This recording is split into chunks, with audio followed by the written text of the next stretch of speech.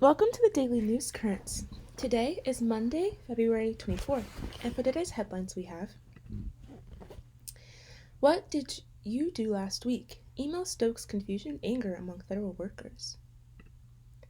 This rare intelligent species of crow is taking flight in Hawaii again. Vatican says Pope Francis had a peaceful night but remains in critical condition. The Hong Kong artist who got fired from McDonald's. An archaeologist finds a pharaoh's tomb, the first since King Tut's, Egypt says. What did you do last week? Email stokes confusion and anger among federal workers. A federal government-wide email asking employees what did you do last week plunged workers and agencies into a weekend of confusion and conflicting directives. Billionaire White House advisor Elon Musk said failure to reply would be taken as resignation, but some department officials told their employees they could hold off on responding. Adding to the confusion is previous guidance from the Office of Personnel Management. The agency that sent the broad request, asking that responses to such mass emails were voluntary. Federal workers resurfaced the OPM guidance after the received Saturday email, signaling their latest objection to changes pushed by Musk's Department of Government Efficiency. Musk teased the OPM notice Saturday afternoon, posting on his social media site X that all federal employees will shortly receive an email requesting to understand that they got done last week. The leader of Doge Initiative also said failure to respond will be taken as resignation. Many federal workers are covered by civil service protections that prevent them from being fired without cause, and the actual text of the email sent from the OPM address did not include the ultimatum. Employees were asked to reply with approximately 5 bullets of what you accomplished last week and CC your manager by Monday 11:59 Eastern Time. The brief request would appear counter to a privacy impact assessment OPM published February 5th that said any mass email sent from a government-wide email system would explicitly state engaging with the email would be voluntary. The OPM assessment, published in response to a lawsuit challenging the Trump administration implementation of the email system, states 7 different times that any response to the mass emails are voluntary. The government-wide email system was also used for the fork in the road deferred resignation offer. The employee response data is explicitly voluntary, the assessment reads. The individual federal government employees can simply opt out by not responding to the email. The assessment notes that there is a risk that individuals will not realize their response is voluntary, a dynamic that quickly played out across the government in the hours after OPM's Saturday email. OPM did not immediately respond to NPR's request for comment on Sunday, or whether the email asking workers, "What did you do last week?" aligned with the February 5th guidance about voluntary responses. OPM said in an earlier statement that the emails are part of Trump's administration's commitment to an efficient and accountable federal workforce, and that agencies will determine any next steps. Many supervisors and agencies instructed their employees to hold off on responding to the OPM email, according to emails reviewed by NPR, like a directive from the new FBI Director Kash Patel that the agency would review its own processes first. The FBI email was confirmed by an individual at the Bureau who isn't authorized to speak publicly. There are also questions about the legality of the request from OPM, which performs many human resources functions for the federal government. The "What did you do last week?" email fails to identify any legal authority permitting OPM to demand the requested information. Everett Kelly, national president of the American Freedom of Government Employees, wrote in a letter to OPM's acting director on Sunday. OPM's actions conflict with laws delegating the authority for the management of federal employees to their respective agencies and do not comport with OPM's own regulations and guidance. And though Musk wrote on X that responding to the OPM email would be simple and easy, Kelly said in her letter that she has received numerous reports from dedicated civil servants, including those who care for our veterans and safeguard our nation, expressing frustration over the email's tone and intent. Rather than fostering professionalism and respect for their work, this hastily written email left many feeling undervalued and intimidated. This rare intelligent species of crow is taking flight in Hawaii again. For the first time in years, a rare bird is flying free in the forest of Hawaii. The alala is a species of crow found only on the Hawaiian Islands, one that holds an important place in the native Hawaiian culture. When it was clear decades ago that these chatty, intelligent birds were headed towards extinction, they were brought into captivity as a last resort. They went extinct in the wild in 2002. The species has held on thanks to a breeding group, but returning them to the wild has been challenging. A group released on Hawaii's Big Island was preyed upon by hawks. In captivity, the crows have become accustomed to human care, making it harder for them to survive in the wild. Now 5 young alala have been released in a remote forest of Maui, an environment free of hawks. A team of biologists and wildlife officials is monitoring them with the hope that this time crows endure and thrive. With more endangered species than any other state, Hawaii's plants and animals are increasingly being brought into captivity to stave off extinction, from tiny forest snails to rare honey creepers. But often there is no clear path to living in the wild again, because the threat from habitat loss, disease, and invasive species remain. The hope now is that the reintroduction of the alala proves to be the exception. We need a conservation win for Hawaii, we really do, says Hannah Mounts, manager of the Maui Forest Bird Recovery Project, which helped release the birds. The fact that this release has actually happened, and the birds, at least for now, are doing extremely well, is so exciting. Saving bank for biodiversity. Until now, the only place to find Hawaiian crows has been a cluster of buildings at the Maui Bird Conservation Center, run by the San Diego Zoo Wildlife Alliance, along with a sister site on another island.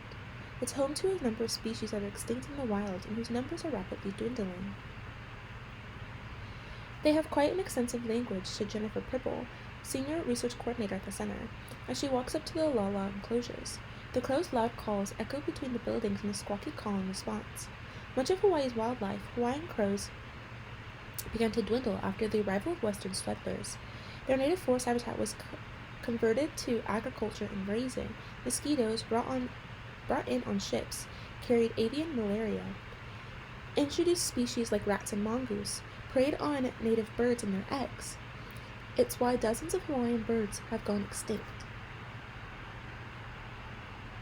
To avoid that fate, many remaining species have been brought into captivity, living with essentially isolated saving banks for biodiversity. There's facilities for insects, Pribble says. There's a facility for plants. Everything that is native to Hawaii is threatened. Hawaiian crows were brought into captivity beginning in the 1970s. Over time, the population has grown to more than 100. We've built the breeding program up from about 8 founders, Pribble said. So all the alala that exist in the world have 8 great-great-great-great-grandparents, basically. Releasing them back into the wild has hit some speed bumps. The crows were traditionally found on Hawaii's Big Island, where wildlife officials tried to release them in 2016. The native predator, a hawk known as io, lives there as well, so the birds received some predator training to prepare them. Still, the crows' numbers fell, and the remaining birds were recaptured. Now, the birds are being released on Maui, where no hawks are found. Pribble says they're starting with younger crows that are about a year old, which are more adaptable. They haven't learned lots of bad behaviors, she says. They're inquisitive. They're still learning things. Hawaiian crows take flight. On the day of the release, the crows received a traditional Hawaiian cultural send-off before beginning the journey to their new forest home by helicopter. We need them to be around to thrive, said Kapono Ai Moratu of Nahoana Kulai'opiani, a cultural group at the release. If they thrive, we thrive.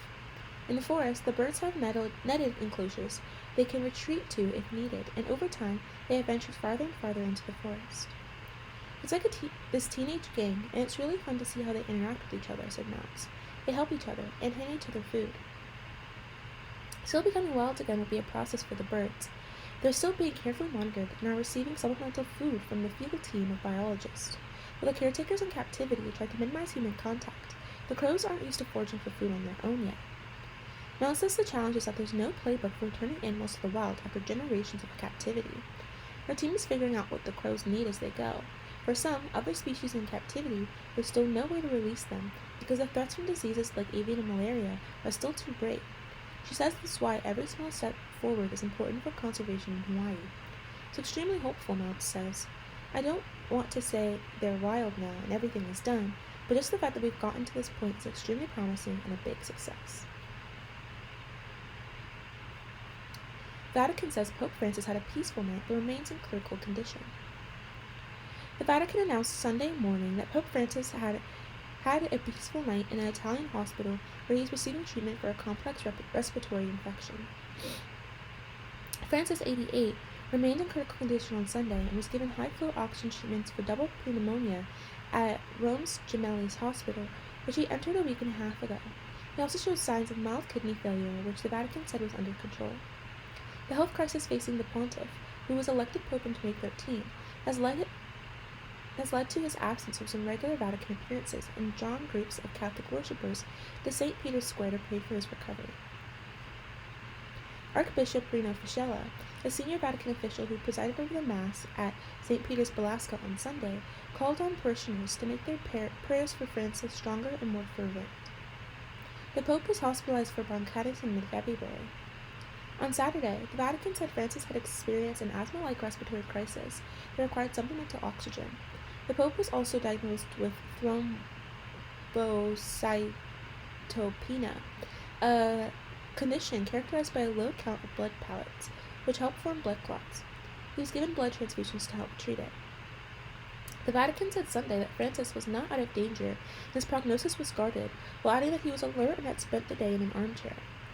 Later on Sunday, officials said blood tests had also indicated some initial mild renal insufficiency, but noted that Francis was vigilant and well-oriented. The Vatican said he had participated in Sunday Mass from his hospital room. The pontiff was admitted to the hospital on February 14th for the case of bronchitis, which he had been fighting ever since early February. Pope Francis is prone to developing bronchitis in winter, and at age 21, he had a small part of his right lung removed due to an illness. He had been in stable condition last week, but suffered a polymicrobial infection that forced him to remain in the hospital. Shortly after that, the Vatican announced Francis had developed bilateral pneumonia and required further treatment.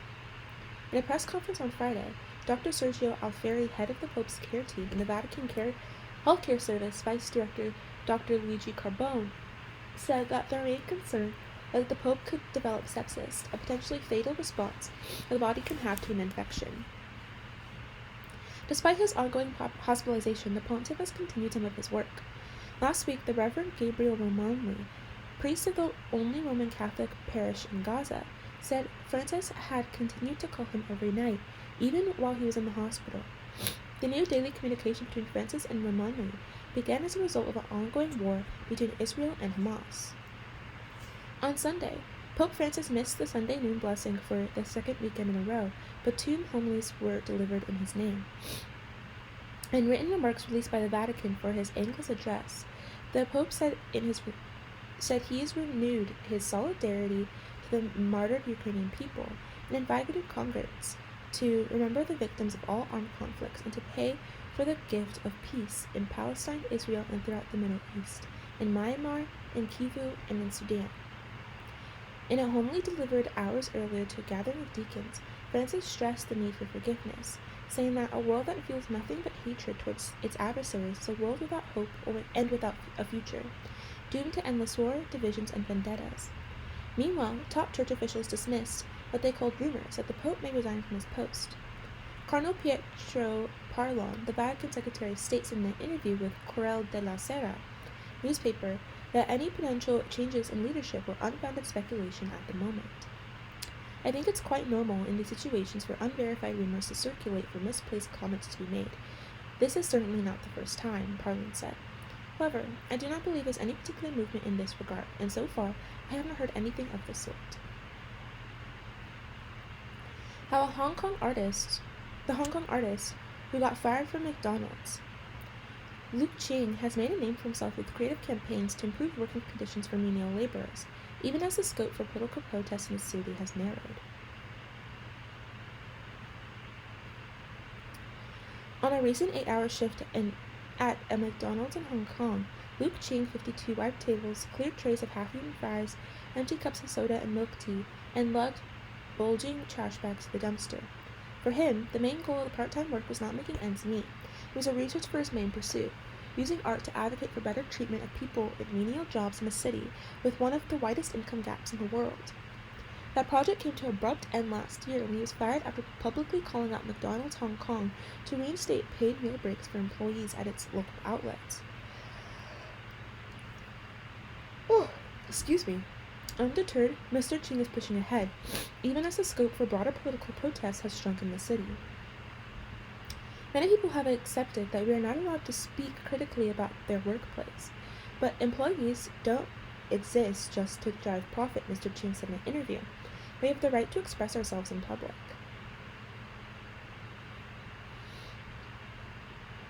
Over the past 2 decades, his campaign has cut across the world of art and activism, gaining him a wide following of supporters as well as some online detractors who call him attention-seeking and gimmicky.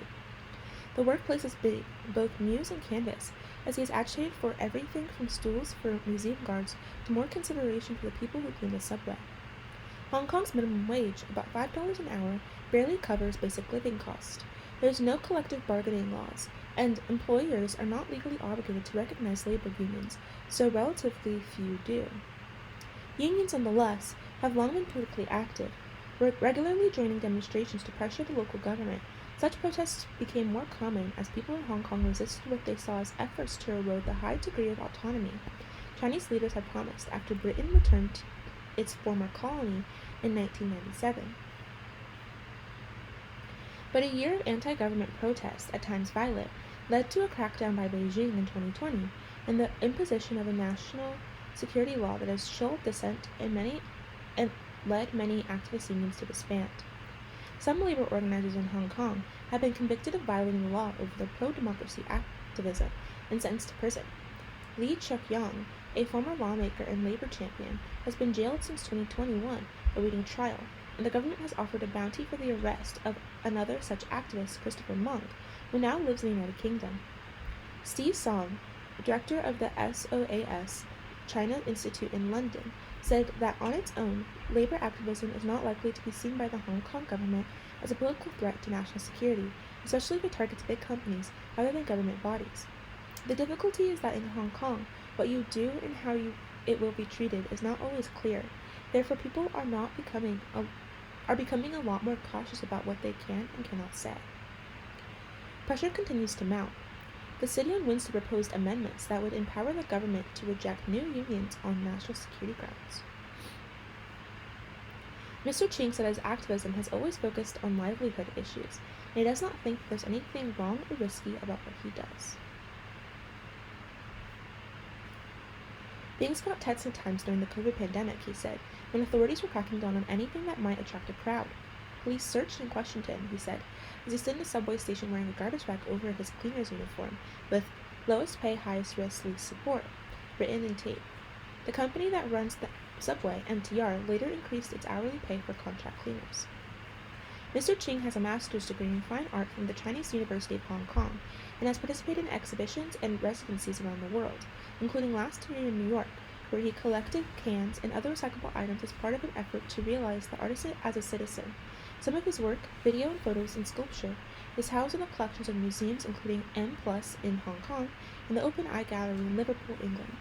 His project, Undercover Worker, was shortlisted for the Visible Award, a prize for socially engaged artwork, in 2019. For about a decade, he taught art part-time at his alma mater and at the Hong Kong Polytech University, including a popular creative citizen course, where students trained to become security guards and reported on their experiences.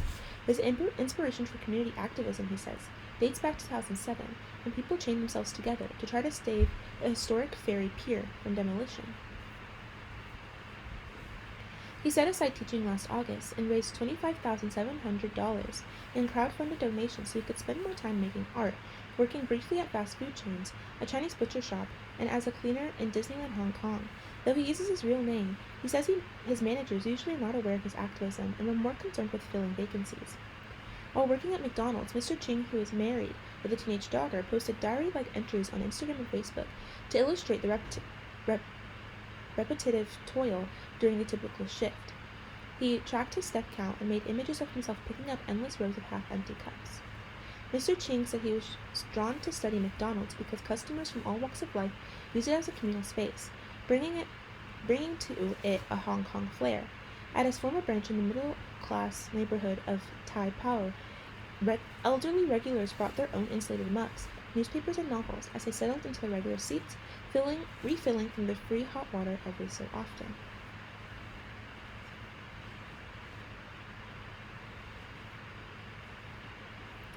Mr. Ching said that he also admired how, like him, the CEO of McDonald Hong Kong, Randy Lai, has spent several months working as a low-level employee.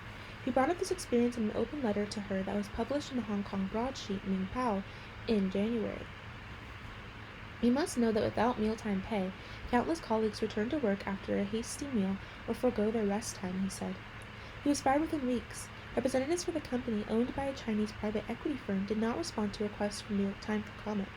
The McDonald's spokesperson told local media that Mr. Ching had leaked internal operational and commercial information, and that he had been advised against doing so. Mr. Ching denied this allegation, saying he had merely shared his observations about his workplace. Some observers say that as Mr. Ching's ambitions have broadened, his work could become less focused. Wang Wai-yin, an artist in Hong Kong who wrote her PhD dissertation on Mr. Ching, said at times it was difficult to understand his goals at McDonald's until he got fired. There were many ketchup packets and selfies, Miss Wang said. Wang Pak-kin, an organizer at the Catering and Hotels Industry Employee General Union, said Mr. Ching's tactics balanced out the more hardline approach of traditional labor unions. He knows how to find a middle ground between praise and criticism, Mr. Wang said. He examines relationships and bonding among colleagues. He becomes part of the community. This month, Mr. Ching, Mr. Wang, and 3 other organizers representing labor and environmental groups said they would form a coalition called the Alliance for My McDonald's. Wearing McDonald's party hats at a news conference, the organizers said they hoped to push McDonald's to pay attention to suggestions from both employees and the wider public. Mr. Ching says he plans to spend more time on the front lines to campaign for small and meaningful changes and strengthen relationship among workers. I want the revolution to be in our daily work, he says. Archaeologists find a pharaoh's tomb, the first time since King Tut, Egypt says. The Ministry of Antiquities said the discovery of the tomb of Thutmose II, whose wife Hatshepsut took the throne after his death, was the first excavation of a royal tomb near the Valley of Kings since 1922.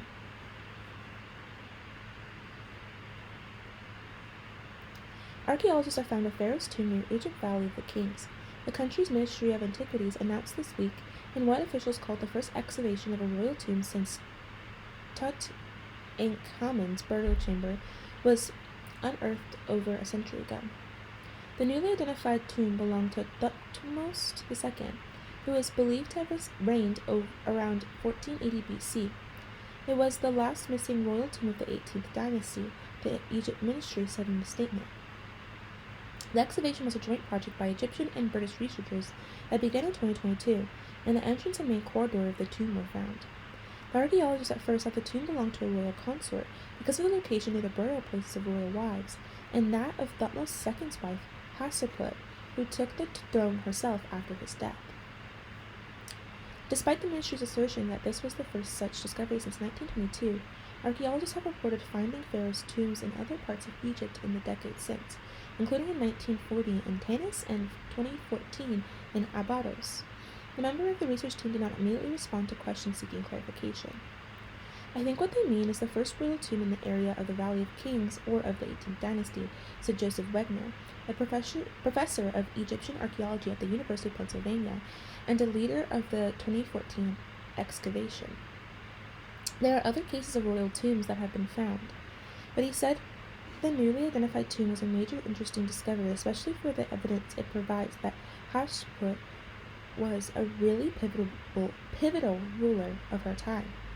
The excavation suggests that Hatshepsut built burial places for her father and for Thutmose II, who was her husband and half-brother, and that she later moved them to a new tomb she had constructed. She buries the two most important men in her life all together in this kind of foundational tomb, said Mr. Wegner, who is also a curator at the Penn Museum in Philadelphia. It really cements the importance of Hatshepsut in anchoring the Valley of Kings going forward. The newly excavated tomb was also in an unlikely place for the king's burial, beneath 2 waterfalls and at the bottom of a slope during the much wetter conditions of the 15th century BC. The evidence from within the tomb showed that it had, in fact, been built for a king, including fragments of alabaster jars naming Thutmose II as the deceased king, and inscriptions naming Hatshepsut. Part of the ceiling was still intact too, showing blue paint with yellow stains on it, the archaeologist said. Most importantly, Mr. Wegner said, the fragments that the team found containing elements of Amdat, a royal netherworld book, that is beginning to appear at this time. Sometimes discoveries were made, but only later does their true significance become clear with additional exploration, said Peter de Maun, a professor of Egyptology at Harvard, who was not involved in the excavation. He noted a similar case when a few decades ago, a tomb in the Valley of Kings turned out to be larger and more unusual than anyone had previously realized. It turned out to have been built for the many sons of Ramses II, one of the most powerful pharaohs of ancient Egypt. Thutmose II, Mr. Malouman said, lived with the fascinating period of Egyptian history, the imperialistic and cosmopolitan 18th dynasty. His reign was perhaps overshadowed by those of his father, his son, and his queen, who ruled for nearly 20 years and built a major temple and tomb for herself. We're still trying to understand the ins and outs of this era, Mr. Malouman said, and a new tomb will doubtless provide us with additional clues. The Secretary General for the Egypt Supreme Council of Antiquities, Mohammed Ismail Khalid, described the find as one of the most significant in decades. This is the first time funerary furniture belonging to Thutmose II has been discovered, he said in a statement. But unlike Tutankhamun's tomb, whose chambers were found packed with artifacts during a 1922 excavation, the tomb of Thutmose II had been all but emptied out. The archaeologists believe that it flooded shortly after the king's death, and that its contents were moved to another location. Water damage caused severe deterioration, leading to the loss of many original contexts, which are believed to have been relocated during ancient times, according to Mohammed Abdel Bedi, the head of the Egyptian side of the archaeological mission. That is all we have for today. Thank you so much for listening. Goodbye!